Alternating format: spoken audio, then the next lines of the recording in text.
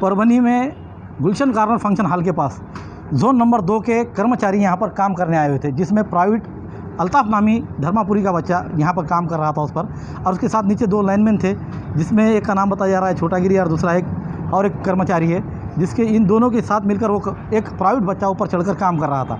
लेकिन हम ये बताना चाह रहे हैं कि भाई जिस तरह से एमएससीबी प्राइवेट लोगों बच्चों को ऊपर चला रही है, तो फिर टेम्पररी जिन लोगों को लिया गया है उन लोगों का काम क्या है।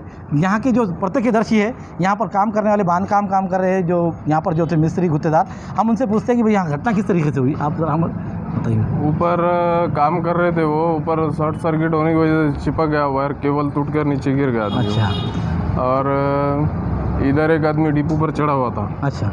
अचानक से वो गिर गया, बल्कि इधर से नीचे आ गए, तो दोनों केबल टूट के नीचे गिर गया। नीचे सीढ़ी लगाई हुई नहीं थी, कुछ नहीं थी। अच्छा, आपको आवाज़ यहाँ तक आई थी? हाँ, आवाज़ आई तो हम भाग कर आए, सामने देखे आदमी गिराला था यहाँ पर। सर वर काम करत होतो आम्ही, अचानक आवाज आला, आवाज कसला बघण्यासाठी आलो तर वरून एक कर्मचारी खाली पडलेला होता रस्त्यावर। तुम्ही नेमकं कशा पद्धतीने पाहिला त्याला? वर काम करत होता, सीडी वगैरे काही लावलेली नव्हती वरती, अचानक तो वरून कसा पडला, काय पडला, कसं शॉर्ट सर्किट झालं ते आम्हाला पण माहिती नाही। तो फक्त गर्दी कशी झाली, कसा आवाज आला बघण्यासाठी आलो, तो बघितलं कर्मचारी पडलेला होता। एक माजी सैनिक की विधवा ने जिस तरह से आरोप लगाया है कि एसबीआई बैंक अहमदपुर की शाखा पर जिस तरह से यहाँ के बैंक मैनेजर पर आरोप लगाया है कि यहाँ के बैंक मैनेजर ने जिस तरह से 9 लाख रुपए इनके बैंक अकाउंट में से निकाल दिए हैं और निकालने के बाद में इन्हें वापस भेज रहा है। लगातार पिछले कई महीनों से इन्हें परेशानी का सामना करना पड़ रहा है। आज परभनी के जिलाधिकारी कार्यालय के सामने उपोषण मैदान में कविता माधव फड़, जो रहने वाली हिंगनगांव तालुका अहमदपुर यहाँ की है, और इनका हल्ली मकाम गंगाखेड़ तालुका है, जो परभनी ज़िले का तालुका है।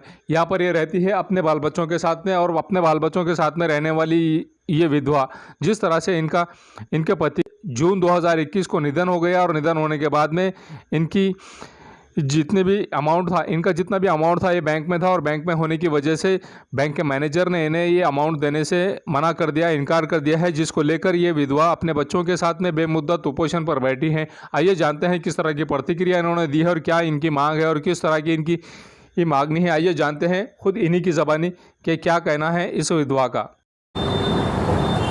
अन्य काही नाही सर, रिटायरमेंट होऊन 1 वर्ष झालं गावाकडे आलो आम्ही। येऊन 1 वर्षाच्या मध्येच पेन्शन आली, घरच्याला शक आला। नंद गावात दिली, आमची नंद आहे नरहरी घुले, नंदवाय आमचा, त्यांचा मुलगा ज्ञानेश्वर घुले। गावाकडे आल्यावर इलेक्शनमध्ये नंदव्याने उभं केलं, पुन्हा काही आरोप लावून भाच्यानं आगाऊपणा करून मालकावर आरोप लावून मालकाला कस्टडीत घातलं, मार देऊन कस्टडी काढून मी मुलांसाठी लातूरला गेले होते, ट्युशन लावले होते, जाणं येणं मालक करू लागले। करोनाचा बहाणा केला, त्यांनी दारूमध्ये विष घातलं आणि लुळं केलं आणि सरकारी दवाखान्यामध्ये टाकलं। सरकारी दवाखान्यात टाकल्यावर मला 5 दिवस सांगितलं नाही। 5 दिवसाच्या नंतर मला सोयऱ्याकडून कळालं, त्यांच्या मावशीकडून, की तुझ्या मालकाला मेडिकलला सरकारीत नेऊन टाकले। मी बोलले काय झालं, माझा फोन उचलीनात। माधूचा फोन ज्ञानेश्वर घुलेकडे आहे। त्यावर त्यांनी ATM जप्त केलं, मोबाईल जप्त केला, त्यांच्या मोबाईलमधले सगळे पैसे वगैरे काढण्याचे प्रयत्न केले। त्यावेळेस थोडे कमी काढले होते, 3 लाख काढले होते, मला असं कळालं। मग मला बोलवलं, मी गेले दवाखान्यात। मी 19 दिवस सोबत होते। सोयऱ्या दायऱ्यांनी बेड अलोबल केले, चांगल्या दवाखान्यात न्या म्हणून असं सांगितलं, पण नरहरी घुले आणि त्यांचा मुलगा म्हणायचे इथून उचलायचं नाही, आणि उचलायचं असलं तर आम्ही 10 रुपये देणार ना। ATM कडे तर त्यांच्याकडेच होतं, माझ्याकडे तर काहीच नव्हतं। मला सांगितलं तुला उचलायचं असलं तर तू कशाने बी उचल, आम्ही उचलू देणार ना। सरकारीमध्येच ठेवलं। सरकारीमध्ये ठेवल्यावर त्यांना कमजोरी आली, 19 दिवसामध्ये त्यांचं निधन झालं। त्यांचं निधन झाल्याच्या नंतर डॉक्युमेंट सगळे जप्त केले नंदने आणि सासूने। डॉक्युमेंट जप्त केले, मी गावाकडे राहिले 10 दिवस बी रोज येऊन नंदवा त्रास द्यायचा, डॉक्युमेंट दे म्हणायचा, रोज सकाळी येऊन डॉक्युमेंट दे म्हणून मागायचं। नंतर मी पॉझिटिव्ह नसताना, मी निगेटिव्ह असताना किनगावच्या डॉक्टरला पॉझिटिव्हची ट्रीटमेंट द्यायला सांगितली नंदव्याने। त्याच्यानंतर सासूने रात्रीचा माझा मोबाईल नेऊन फॉरवर्ड मारायला लावला, अफसरचे नंबर डिलीट करायला लावले माझ्या मोबाईलमधले। त्याच्यानंतर मला म्हणले तू राहायची असली तर नीट राहायचं, आम्ही देईल ते खायचं। मी सांगितलं माझ्या मुलाचा हक्क मला द्यावा, मी तुमच्याकडून नंदव्याचा काहीच हक्क नाही माझ्या घरात बोलायला। नंदन सासू म्हणायला लागले तुला काहीच भेटणार नाही, आम्ही देईल ते खावं लागेल। मी ते बी मान्य करून राहू लागले। सासूनं त्रास द्यायचा बंद केला नाही। सासूनं जवळचं ऐकून यायचं, नंद गावात असल्यामुळे जाऊन ऐकून यायचं आणि मला त्रास द्यायचा। तरी मारहाण करायचा प्रयत्न केला। 11व्या दिवशी मी आईवडिलाला बोलून घेऊन इकडं आले माहेरी। माहेरी आल्यावर त्यांनी सगळं जप्त केलं। जप्त केल्यावर माझ्याकडे काही उरलं नाही। मी दुसऱ्याचे कपडे, मला कपडेसुद्धा घेऊ दिले नाहीत सासूने।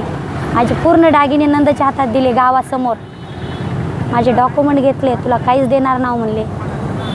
मी आईचे तर राहायला आले, रूमवर गंगाखेडमध्ये येऊन सुद्धा त्रास दिला सासूनी। भाच्यानी माझ्याच गाड्या दोन्ही घेतल्या, गाड्याच्या चाब्या घेतल्या, तू गाड्या मागितलीस तर तुला खतम करता। सासू म्हणली मी तुला काहीच देणार नाही, तुझे मुलं घेऊन तू आत्महत्या कर। मला माहीत नाहीत हे मुलं कुणाचे आहेत। सासून असा जवाब दिला। रूमवर येऊन मला त्रास देऊ लागली सासू। 2-3 वेळेस आली गंगाखेडच्या पोलीस स्टेशनला, माहीत होतं पंचनामा झाला होता, पुन्हा काहीच ऑब्जेक्शन घेतला नाही। मी 4 महिन्यापासून परेशान आहे, मला 10 रुपये खर्च आहे नाहीत। मोठ्या मुलीचं ट्रीटमेंट चालू आहे, तिला मोठा आजार आहे। लातूर इथे मी इलाज करते। लातूरला सैनिक बोर्डात गेले तर त्यांचा मित्र आहे नंदव्याचा, त्यांनी मला आरेकारे केलं, माझं कुठंच काही होऊ देणार। अहमदपूरच्या पोलीस स्टेशनमध्ये सुद्धा सांगितलं, माझ्या बँकेमधला एवढा पैसा काढण्यात आला आहे। पोलीस स्टेशनमध्ये पण माझी केस घेतली नाही। माझं कुठंच काही चलना, गंगाखेडला चलना, अहमदपूरला चलना, लातूरच्या सैनिक बोर्डात पण माझं काही चाललं नाही. माझं परभणीला मी 4 महिन्यापासून सगळीकडे फिरून परेशान आहे. मला तिकीटला 10 रुपये नाहीत. मी मुलांना कशानं जगवायचं? मग माझ्या केलेला पंचनामा पहिला तर झाला होता, तक्रार 2 वेळेस झाली होती. त्याच्यानंतर गंगाखेडच्या रूमवर येऊन माझ्यावर बलात्कार आणि मला मार हाणण्याची, तुझ्या 2 मुलीला खतम करतो, तुला कुठंच जगू देणार नाही आणि तुला पण खतमच करणार आहे, मी कुठंच काही मिळू देणार नाही. नरहरी शशीराव घुले यांचा मुलगा भाचा, माझा भाचा नंदयाचा मुलगा मला एवढा त्रास द्यायला आहे, तुला कुठंच जगू देणार नाही असं सांगत. मी कसं जगायचं? मुलीला बी खतम करतो म्हणतोय. मी कशाने जगवायचे लेकरं? मला अंगच्या कपड्याशी सासूने बाहेर काढले.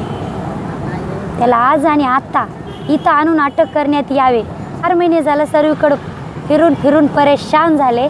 माझी पेन्शन वगैरे मला काही भेटली नाही. माझ्या मालकानं 20 वर्षे बर्फामध्ये ड्युटी केली, त्यांच्या माघारी माझ्या मुलांना मला रस्त्यावर आणले. माझी अवस्था अशी केली तर साधारण व्यक्तीची काय अवस्था होईल? कुठलंही पोलीस स्टेशन आणि कुठलाही कायदा काम करी नाही. मी सगळीकडून दुखी आणि निराशा माझा सगळीकडून झाला आहे. सर, माझ्या मुलांचा माझा न्याय करण्यात यावा, माझ्या लेकरांना सगळं देण्यात यावा, त्यांचा हक्क माझ्या पतीचं मला देण्यात यावा, मला सरकारी जॉब देण्यात यावा आणि माझ्या मुलांसाठी पेन्शन मला भेटण्यात यावी. कळकळीची विनंती आहे माझी सगळ्यांना, कलेक्टर ऑफिसला, SP सरांना माझी नम्र विनंती है। सौता परिषद की जानिब से आज परभनी के महापौर सोन कामड़े इन्हें आज निवेदन दिया गया और निवेदन देकर ये मांग की गई है कि जिस तरह से क्रांति सूर्य महात्मा ज्योतिबा फुले इनके पुतले के सामने का जो एरिया है, इस पुतले के सामने के एरिया को महात्मा फुले चौक का नाम दिया जाए, ऐसी मांग कर निवेदन दिया गया। निवेदन देते समय कृष्ण कटारे जिलाध्यक्ष सौता परिषद, उसी के साथ में जिला संपर्क प्रमुख साहेबराव जाधव, युवक जिलाध्यक्ष सौता परिषद के प्रभु जाधव, योगेश गायकवाड़, रवि भोकरे, धुंडीराम सातोने,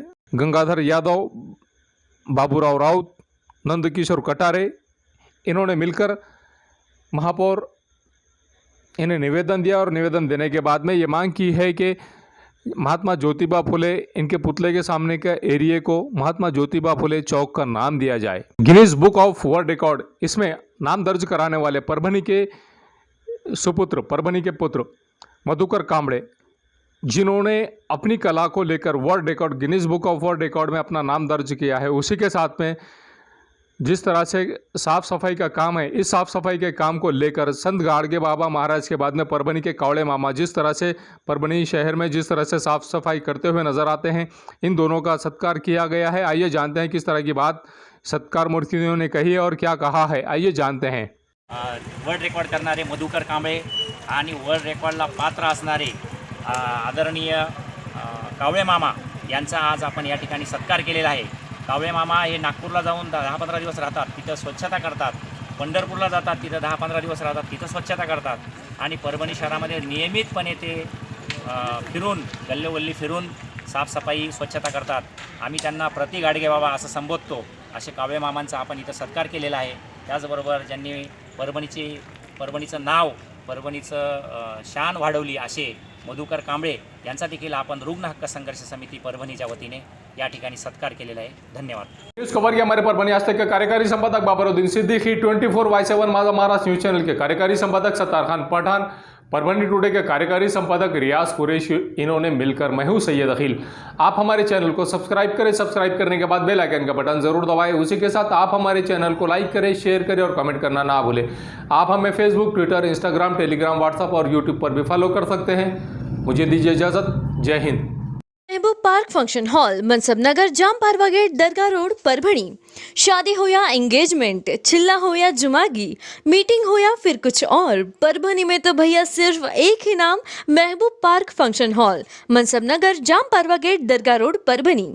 बुकिंग शुरू है। Mobile number 9960569383, 8421903333। इसके साथ ही 9822829035। हाजी महबूब अंसारी। याद रहे, आप हर तरह के प्रोग्राम हमारे फंक्शन हॉल में मनाएं। आज ही अपने प्रोग्राम की बुकिंग करें। मिर्जा मेस, सुभेदार नगर, डिपो के पास, परभणी।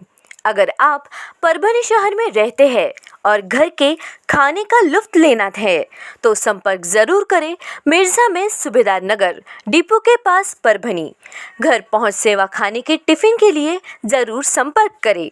मोबाइल क्रमांक 8830266947। एयरफिटर, उड़ान पुल के पास, अनुषा टैक्स के सामने, गंगाखेड़ रोड, परभणी। 24 तास सेवा। अगर आपकी गाड़ी किसी भी जगह पर परभणी शहर के किसी की भी जगह पर पंक्चर हो रही है तो आप टेंशन ना लें, ये नंबर पर फ़ोन करें। 24 घंटे सेवा उपलब्ध है। सैयद शकील, सैयद इस्माइल, संपर्क ज़रूर करें। समीर टेंट हाउस, कुदरती कॉर्नर, कादराबाद प्लॉट, परभणी। हमारे पास तरह के प्रोग्राम के लिए सामान किराए पर मिलेगा। शादी, एंगेजमेंट, चिल्ला जैसे सभी प्रोग्राम के लिए संपर्क करें सैयद मुज्जमिल। मोबाइल क्रमांक 9766683126। मोहम्मद अकबर का Janata aluminium, Padola colony, Subhedar Nagar, Dargah road, Parbhani. हमारे पास aluminium partition, sliding windows, glass work, composite panel, aluminium doors, cupboards तैयार और फिट करके सबसे कम कीमत में मिलेंगे। एक बार संपर्क जरूर करें मोहम्मद अकबर। मोबाइल क्रमांक 9890232128। क्वालिटी की तलाश यहाँ खत्म। King of belts, Shaniwar Bazaar के पास, Nanalpet corner, Parbhani. Ladies purse, school bag, original leather belt, कमर belt, wallet, body spray, perfume और भी बहुत कुछ। एक बार जरूर आए। King of belt, Shaniwar Bazaar, Nanalpet corner, Parbhani. SBS English speaking classes, Masoom colony, Dargah road, Parbhani. अगर आप घर बैठे इंग्लिश में बात करना सीखना है तो आज ही कांटेक्ट करें SBS English speaking classes. Mobile number 9823797828। अगर आपके पास, आपके पड़ोस में किसी को मूलव्याध है, बगंदर है, नासूर है तो आप फिक्र ना करें, डॉक्टर राव से कांटेक्ट करें। ये उनका पता है, साई क्लिनिक व nursing home, Gawane Chowk, Parbhani. Doctor Rao को 40 साल का तजुर्बा है, Gawane Chowk, Parbhani. Mobile number 9890090925। Second number 94206219